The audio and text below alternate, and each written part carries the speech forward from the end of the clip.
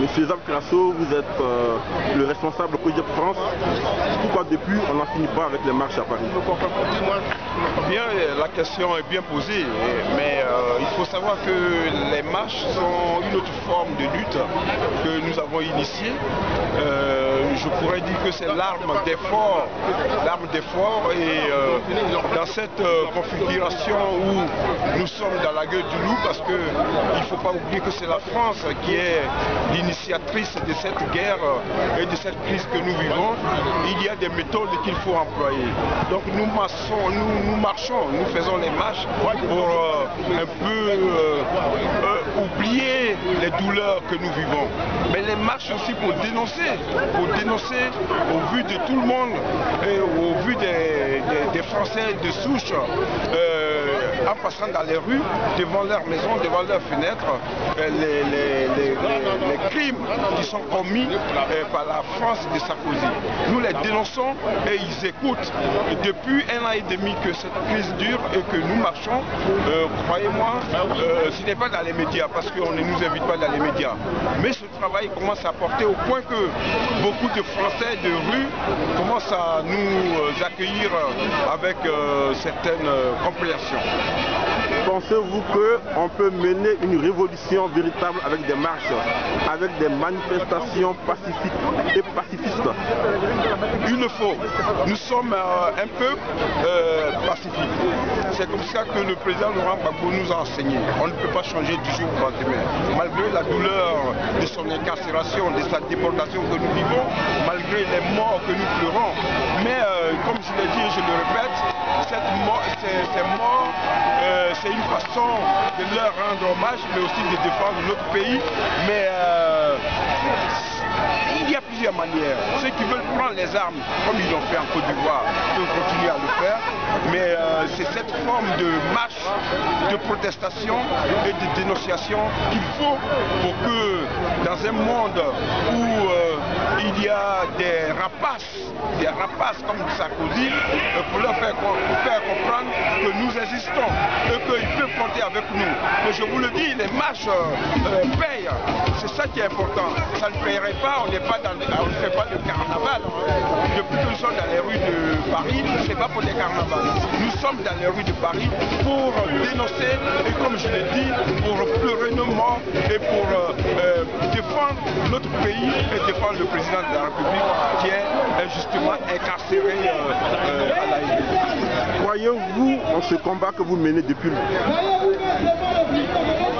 Nous croyons et nous allons au bout de ce combat parce que beaucoup de choses bougent. Vous avez vu tout récemment dans les médias, vous allez peut-être dire que ce n'est pas de nos fêtes, mais si, je le dis que c'est de nos fêtes. Parce que ce qu'il ne faut pas oublier, c'est pas qu'on nous voit dans la rue, c'est vrai, c'est voyant.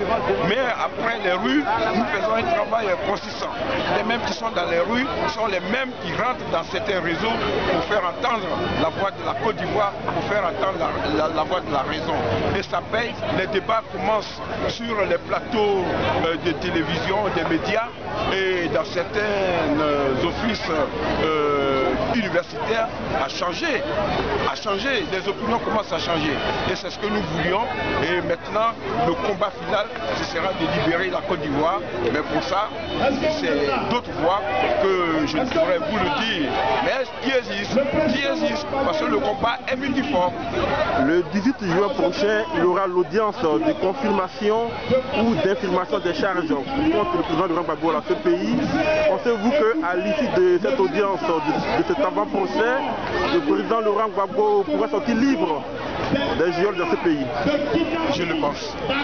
Pas même que je le pense, mais j'y crois. Parce que vous savez, l'incarcération du président Laurent Gbagbo tient vraiment d'une sorcellerie politique. Parce que dans le vrai droit, il y a eu tellement de déni de droit que je ne pense pas que ce monsieur aurait sa place là où il est. Vous savez que d'abord les conditions de des délits qui lui sont imputés sont complètement fabriqués. J'allais dire préfabriqués. Après, les conditions de sa déportation sont tellement mal faites qu'il ne se trouverait pas là.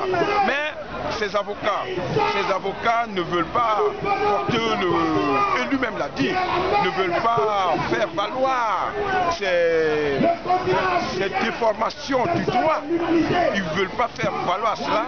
Ils attendent la date du 18 juillet et juin pour faire parler Laurent Gbagbo. Et comme il a dit, il attend cette date pour parler et pour nous dire ce qui s'est vraiment passé, pour que le monde entier sache une bonne fois que les prédateurs qui ont voulu attenter à sa vie, qui ont voulu détruire la Côte d'Ivoire, sont les fautifs. Et croyez-moi, il a des armes pour le faire.